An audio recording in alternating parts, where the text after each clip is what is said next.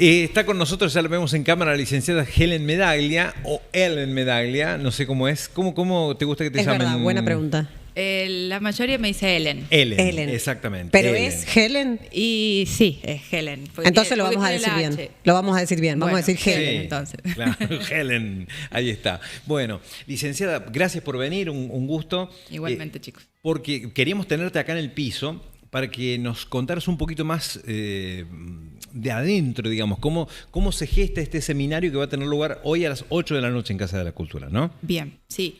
8:15 vamos a estar ahí comenzando en la Casa de la Cultura. Este programa, Basta de Silencio, que tiene como temática este año la prevención de la violencia y abuso sexual, se viene dando desde el año 2002. Es una propuesta educativa de la Iglesia Adventista. Hace muchísimos años que se trabaja anualmente. Y justamente en agosto es el mes propiamente dicho donde se trabaja muchísimo con esta propuesta. Bien. El último fin de semana es como ahí el foco donde se trabaja con esta propuesta, por eso también, y gracias ahí a la Casa de la Cultura y Municipalidad que pudimos obtener este espacio Ese para lugar. poder brindar. Exacto. Sí. Bien, ¿y por qué en esta última semana? ¿Por qué hacen hincapié en agosto? Es agosto Sí. todo el mes y se puso una fecha o un fin de semana puntualmente simplemente para darle un poco más de auge. Ah, perfecto. Bien. Bueno, y esto de Basta de Silencio, prevención de la violencia y el abuso sexual infantil. Casos, digamos, todos los días, de los dos, de violencia y de abuso sexual infantil. Así que es un tema que está muy de moda, lamentablemente, ¿no? Sí. Justamente en la noche lo primero que quiero presentar son estadísticas. Bien, muy interesante. A nivel país, que es un programa que se viene haciendo desde el año 2006, que se llama Las Víctimas contra la Violencia, y de manera anual presentan informes estadísticos sobre la cantidad de víctimas, y siempre los más afectados son los niños, niñas y adolescentes. Así que parte del programa de hoy van a ser datos estadísticos a nivel país que tenemos muy claros, que los hace el Ministerio de Justicia junto con UNICEF. Bien. Así que bueno, vamos a mostrar ahí varios datos estadísticos también en la noche. ¿Preocupantes? Preocupantes. Uy. Preocupantes, sí. Sí, mucho.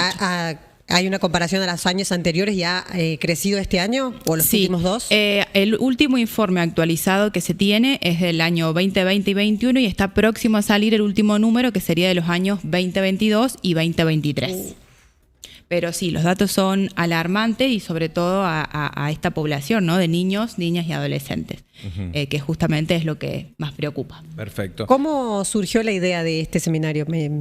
Porque más allá de que, bueno, como dijo él, que por ahí es una palabra que está mal empleada, pero es la realidad, más allá de que esté de moda, estos temas ahora están pasando muy recurrentes, ¿cómo surgió la idea del seminario? Bien, es por esta propuesta de Basta de Silencio, pero además creo que, como ustedes decían, son temas que no deberían pasar de moda porque esto es constante y los datos estadísticos nos hablan de un aumento. Que también haya un aumento significa que las personas se animan a hablar. Que Bien. Muchos de los casos que han hablado es justamente gracias a los programas que existen de educación Exacto. sexual o de educación emocional. También hay muchos casos y muchas llamadas de consulta por esto, porque la gente, los niños y adolescentes se animan a hablarlo. Perfecto. Y la visibilización de los medios también. También, sí. Bueno, y el tema, a ver, ¿qué tiene que ver violencia con abuso sexual infantil? Bien, dentro de lo que es violencia, por eso el programa se llama, del cual voy a pasar los datos estadísticos, es Las Víctimas contra la Violencia, porque dentro de la violencia está incluida la violencia familiar y la violencia sexual, y también hay un apartado de lo que es la violencia sexual en entornos digitales. Entraría todo dentro de lo que es violencia en sí, tanto intrafamiliar como violencia sexual infantil y en entornos digitales. Perfecto. Todo dentro de lo que es violencias. Bien. Violencia, bullying, por ejemplo, ¿es lo mismo? El bullying no está dentro de lo que sería acá la violencia en sí, entra como un tipo de acoso psicológico totalmente el bullying, pero estos programas por lo general apuntan a la violencia física, psicológica, económica y sexual puntualmente. Perfecto. Ellen, hemos escuchado en este último tiempo, ahora casualmente justamente por un expresidente y su ex mujer, la ex primera dama, de la violencia de género. Hemos hablado, nos están bombardeando con eso ahora, en la actualidad. Es otro tipo de violencia también. Entra dentro Sí. de la violencia y los datos estadísticos también apuntan a mujeres adultas, solo que el mayor número de violencia siempre se da en niños y adolescentes. Dentro de los datos estadísticos que los programas arrojan, está también violencia en personas mayores, en personas adultas, por supuesto, solo que siempre son en menor caso en comparación de lo que son niños, niñas y adolescentes. Pero entra dentro, por supuesto, de lo que es la violencia doméstica, familiar. Perfecto. En los gimnasios se habla mucho del entrenamiento, ¿no? De todo eso, de entrenar y vos tenés que hacer estos ejercicios y todo eso. El entrenamiento que no se ve es el de la cocina, el de la comida, el diario, el diario. Acá hay una violencia también que no se ve, que es la psicológica. Tal cual. Bueno, ¿de eso se habla mucho también o no? Sí. De hecho, los datos estadísticos apuntan que la violencia que más se genera es la psicológica. Hay muchas más denuncias de violencia psicológicas que de violencia física. ¿Y cómo se prueba, cómo se manifiesta, digamos? ¿Qué sería una violencia psicológica? Bien, A ver cómo, cuando hablamos de violencia psicológica hablamos de dichos o discursos donde una persona en dominación de otra, que esta persona puede querer dominar o a violentar psicológicamente a menores o también a adultos, por supuesto. Claro. Hablando de humillación, palabras denigrantes, apodos, vergüenzas públicas también, palabras de denigración, como mencioné recién, son todos tipos de violencia psicológica. El constante es lo que no se ve. Sí, exacto. ¿Qué es lo que no se ve? ¿Y esto es precedente de la violencia ya física o puede existir solamente la violencia? Puede que sí, puede que no, digamos. Lo que más se da es violencia psicológica, claro. pero dentro del análisis, la violencia psicológica y física también se da como otro ítem y que también es muy frecuente. Bien, ¿el tema de la violencia económica entraría por ahí? Sí, está clasificada dentro de lo que es la violencia, y la violencia económica es justamente esto: privación de recursos económicos, control excesivo de la plata a una persona o negligencia en cuanto a la plata. Sabemos que hay familias que quizás la mujer no trabaja y necesita, por supuesto, de ese apoyo económico de la persona con la que vive para comer, para cocinar, y muchas veces esta privación de esos recursos genera la violencia económica. Bien, es decir, querer tener el control de otro ya es violencia. Es que es claro, justamente la violencia es una persona, hay una relación que no es simétrica, que se da de manera asimétrica, ¿no? Una persona queriendo aprovecharse de otra persona. Por lo general este aprovechamiento siempre es más probable y los niños y adolescentes son los más vulnerables, ¿no? Porque ya a nivel edad hay una diferencia, entonces esta vulnerabilidad es mucho mayor. Bien. Bueno, si hablamos de abuso sexual infantil, creo que telefónicamente o por la videollamada anterior hablamos de que lamentablemente siempre en la mayor cantidad de intrafamiliares. Sí, las mayores denuncias se dan con familiares. Sí, lamentablemente se dan en el seno familiar. Lo que voy a decir por ahí es una burrada, pero ¿hay estadísticas o hay una investigación a qué se debe que sea en la familia?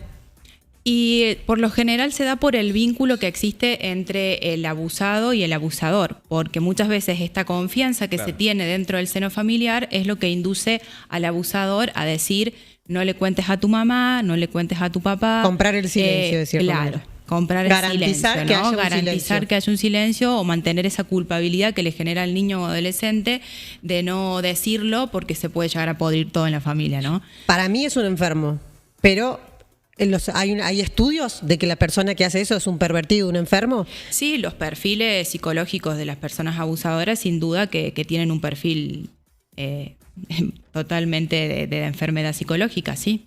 Porque yo digo, ¿cómo a vos te puede generar placer que alguien sufra? O que alguien no esté gozando, que no quiera, no te desee. Sí, y entonces sobre todo también esta vulnerabilidad de los niños, ¿no? Que es el sufrimiento que el adulto o el abusador ve en ellos, y también esa depravación sexual, porque no es simplemente una violencia física de golpes y demás, sino una violación sexual, que es totalmente para los niños peligroso y puede tener secuelas irreversibles. Claro. Por eso hablan de corrupción de menores, ¿no? Que el hecho no termina ahí, sino que ya los corrompen para el futuro. Está bien. Pregunta, ¿y cuando una mujer se quiere aprovechar del dinero de un hombre, también es violencia? Y debería. También es lo mismo. Si es un abuso económico, también se considera un tipo de violencia económica. Es un abuso, claro. Eso voy a preguntar. ¿Por qué a los hombres les incomoda tanto hablar de los abusos? Es como que automáticamente desvían la atención de decir que la mujer también es violenta, que la mujer también es abusadora, que la mujer se aprovecha. ¿Por qué en ellos es como que todo el tiempo están a la defensiva? Me parece que es al revés. No. Vos fíjate que siempre que surgen estos temas hay un hombre que reacciona, que manda algún tema que es derivado de eso, y que la mujer que también acosa, o la mujer que también abusa. Porque también existe, digamos. Es decir, ¿la violencia tiene género? La violencia no tiene género, pero los datos estadísticos apuntan siempre al género masculino como el mayor agresor o abusador. ¿Por qué denunciar a una mujer? Puede ser más difícil que el hombre lo haga. Claro, porque hace como que el hombre un atentado hacia no te la bancás, claro. Porque el hombre es machista, ahí va. Claro. Por eso, y no lo denuncia. Sí. Pero a veces... Es más difícil que se dé, sobre todo en violencia física, que una mujer agreda a un hombre, porque biológicamente el hombre suele ser más fuerte que la mujer. Entonces, la relación esta asimétrica se da por lo general de esta forma. Porque el hombre tiene generalmente más fuerza que una mujer. Y que por lo general cuando la mujer hace un abuso es a alguien mucho menor, de muchos años menos. Sí. No es que, por ejemplo, por ahí la mujer abusó a alguien de 2 años, 3 menos, sino que por lo general suele ser que, no sé, por decirte, muchos casos de, viste que suele haber que profesoras se meten con chicos universitarios, que están por entrar a la universidad. Entonces, me parece que tiene que ver con eso, ¿no? Sí, que por ahí es el poder o la fuerza. Tal cual. Que es poco común, pero no deja de que no al existe. menos son pocas las denuncias o consultas realizadas de este tipo. Por lo general siempre se da más en los varones, en los hombres. Hay un TikTok de un chico que creo que es Yankee el programa, yo lo veo por TikTok, en el que pasa de que deschaba así los abusadores y abusadoras. Que, por ejemplo, están con un teléfono y se juntan en un supermercado, no sé si lo han visto ustedes, y que le dice, ¿vos estás buscando, por decirte, a Perlita? Entonces la mujer dice, no, dice, porque te estás sonando el teléfono y sos vos.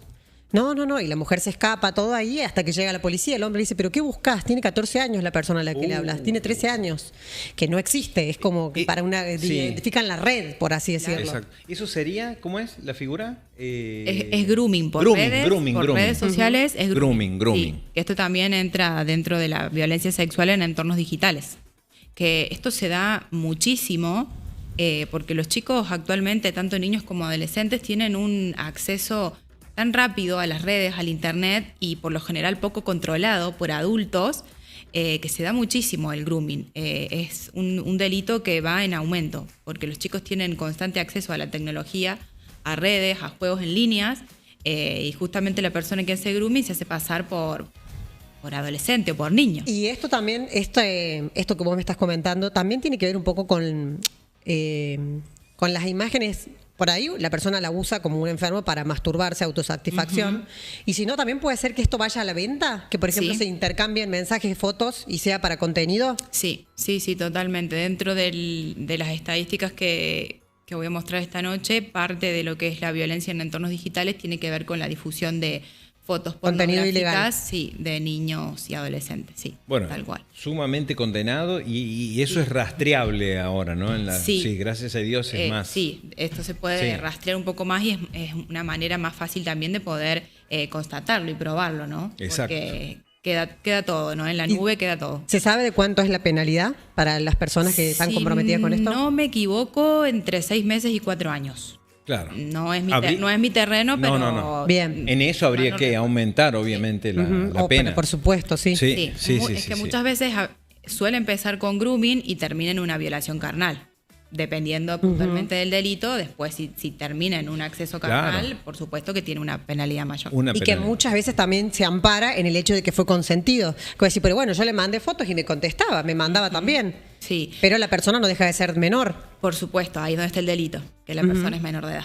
Bien. Bueno, todo esto es lo que se va a charlar. Sí. Es un seminario donde vos vas a contar todo esto, pero vas a recibir una respuesta del público. ¿Se va a hacer una especie? Me gustaría, vamos a ver cómo se da la situación y el lugar, porque al ser tan grande, Está bien. por ahí se puede complicar la interacción, pero me encantaría que fuera así. Muy Un bien. poco más dinámico, no tan monólogo. ¿Cómo hacemos para inscribirnos, Ellen? Bien, se pueden inscribir con el QR que aparece en el flyer. Sí. O en el momento se puede ir también. Esto no excluye la presencialidad del que quiera ir, ¿no?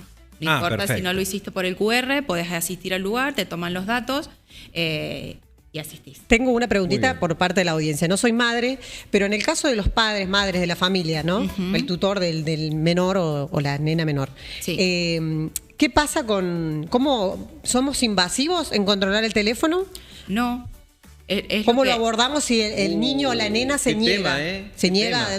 no, es mi joda. derecho, es mi privacidad, te Porque dicen. ellos se rebelan ahora. Ya saben todo, ¿eh? Claro. Los menores de edad son responsabilidad de los mayores de edad, de los adultos.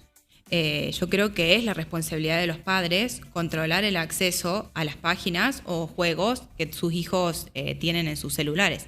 De hecho, hay muchas aplicaciones de control parental donde los padres acceden exacto. sobre todo al historial de las páginas que juegan o que acceden sus hijos, y es una manera de prevenir. Si bien el hablar, la comunicación es importante, pero creo que ese control tiene que estar. ¿Por qué? Porque justamente un niño de 8 o 10 años hay cierta información que su cerebro no está procesando de la manera correcta. Claro. Hay cierta información que se enteran en la escuela, en cualquier lado, y ellos ¿dónde lo van a buscar si no se lo cuento yo como mamá, como papá?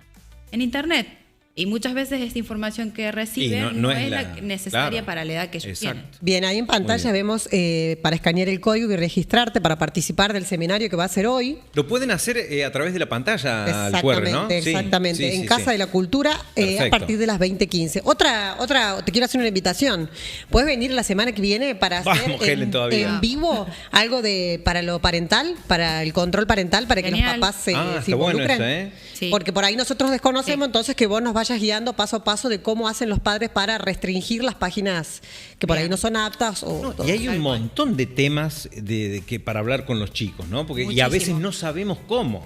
Sí. ¿Cómo lo abordamos? Sí, sí, sí. Yo siempre tengo un miedo. Bueno, ahora mi hijo está grande. te queda NASA. Pero me queda NASA ahora, claro. Exactamente, que vivo a diario con él. Y a veces tengo miedo de contestarle mal, digamos, a ver, o errado. No es que le voy a contestar cualquier gansada, pero a lo mejor no le contesto lo adecuado. De manera errada, claro. Exacto. Claro. Entonces, Creo que la mayor acción preventiva inicia en la casa, ¿no? exacto. En la información y en la comunicación con los chicos. Exacto. Porque que los chicos tengan esa confianza de preguntarte y de sacarse sus dudas con mamá, con papá o con los tutores que estén a cargo, es importante. Porque como decía recién, si no se la sacás vos a la duda, se la saca Internet. Sí, olvídate. Entonces, y quizás ahí sí hay demasiada información que quizás a determinadas edades los chicos no están listos para procesar.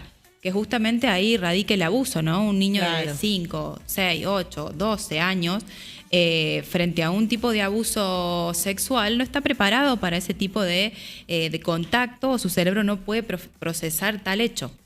Muy Bien, tenemos un perfecto. mensaje antes que te vayas. Dale. Betina Ávila dejó: buen día, excelente tema para tomar conciencia de las cosas que pasan en nuestra realidad social. Bien. Muy bien, perfecto. Entonces, ¿viene la semana que viene, La Helen? semana que viene va a Si venir puede, para lo del no sé si para el puede. control parental. Buenísimo. A mí Coordinamos horarios y lo hacemos. Sí, la semana que viene se va a llamar Helen.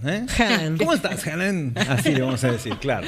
Y hoy, 8:15, aquí en 8:15. Casa de la Cultura. 8:15 en Casa de la Cultura. Muy bien, muchísimas gracias por venir. ustedes, Un chicos. gustazo. Dale.